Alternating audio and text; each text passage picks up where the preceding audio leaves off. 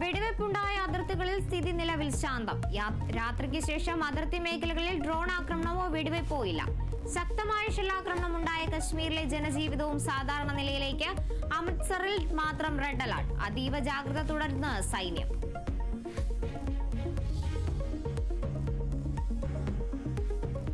മുണ്ടക്കൈ ചൂരൽമല ഉരുൾപൊട്ടൽ ദുരിതബാധിതരുടെ വീട്ടുവാടക മുടങ്ങി. ആശങ്കയിലായി വാടക ക്വാർട്ടേഴ്സിൽ കഴിയുന്ന നൂറുകണക്കിന് ആളുകൾ.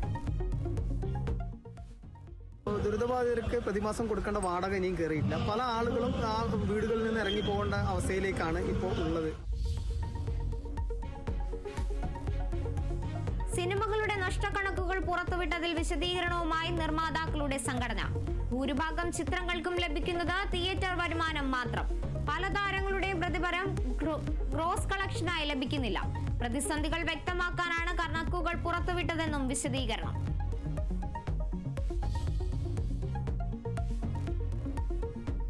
പത്മനാഭസ്വാമി ക്ഷേത്രത്തിലെ മോഷണത്തിന് പിന്നിൽ ക്ഷേത്രവുമായി ബന്ധപ്പെട്ടവർ തന്നെയെന്ന് പോലീസ്. നിർണായക CCTV ദൃശ്യങ്ങൾ പോലീസിന് ലഭിച്ചെന്ന വിവരം. ലോക്കർ പൊളിച്ചിട്ടില്ലെന്നും പരിശോധനയിൽ കണ്ടെത്തി. നിലവറകളിലെ സ്വർണവുമായി മോഷണത്തിന് ബന്ധമില്ല.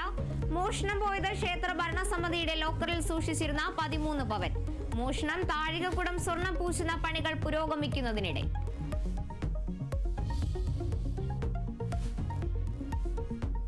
കോഴിക്കോട് സ്വകാര്യ മാളിലെ ലിഫ്റ്റിൽ കുടുങ്ങിയ യുവാവിനെ രക്ഷിച്ച് അഗ്നിരക്ഷാസേന.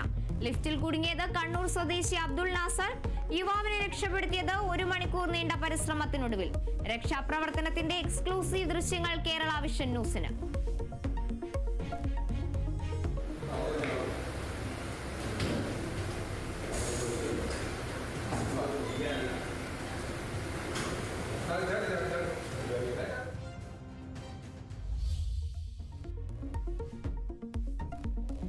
ഷെയ്ഖ് ഹസീനയുടെ പാർട്ടി അവാമി ലീഗിനെ നിരോധിച്ച ബംഗ്ലാദേശിലെ ഇടക്കാല സർക്കാർ. മുഹമ്മദ് യൂനുസ് സർക്കാരിന്റെ നടപടി ഭീകരവിരുദ്ധ നിയമപ്രകാരം. നേതാക്കളുടെ വിചാരണ പൂർത്തിയാകുന്നതുവരെ നിരോധനം തുടരും.